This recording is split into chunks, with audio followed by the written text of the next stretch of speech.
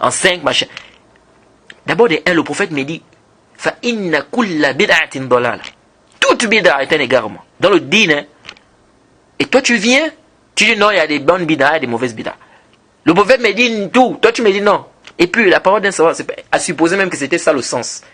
Qu'ils avaient divisé, ces savants avaient divisé les bid'a en 5. À supposer. Mais attendez, c'est pas un dalil devant la parole du prophète. C'est un dalil devant la parole du prophète. Le prophète dit kulla. Fa inna kulla bid'atin. Toi tu dis non, le savant il a dit qu'il y a des bonnes, il y a des mauvaises bid'a, mais il a divisé les bid'a en 5. Les bid'a mustahab. Sa parole n'est pas un dalil devant la parole du prophète Mohammed sallallahu alayhi wa sallam. Moi je t'ai dit, le prophète a dit, tu m'as dit que non, le cheikh a dit. Vous voyez, le maslak, les gens des bid'a, c'est comme ça. Ils laissent les paroles du prophète, les dalils qui sont clairs, pour aller prendre des trucs où il y a des ambiguïtés et tout. Et les mêmes Cheikh Bilal a répliqué à ça, tout ça. Ça c'est des trucs. Pourquoi j'ai dit, regardez la tromperie. Et il lit la parole du cheikh.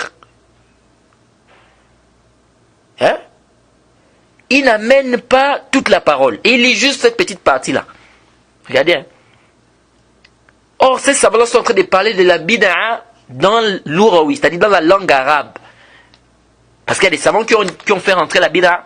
Ils ont dit, la bid'a rentre dans les deux cas. Dans les choses du bas monde et dans les choses du din.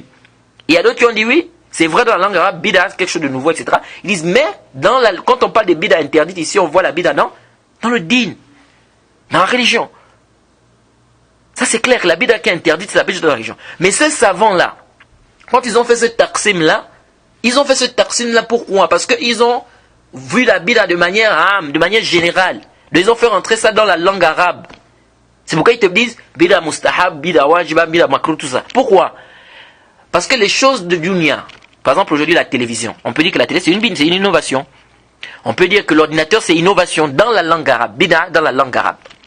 Jade, on peut dire que c'est innovation. Pourquoi? Parce que c'est quelque chose de nouveau. C'était pas là avant. Donc ces savants-là, ils t'ont parlé de bid'a ici dans la l'ouraoui, c'est-à-dire dans la langue arabe. Et on sait très bien que les choses du dunya, ça peut être wajib, ça peut devenir mustahab.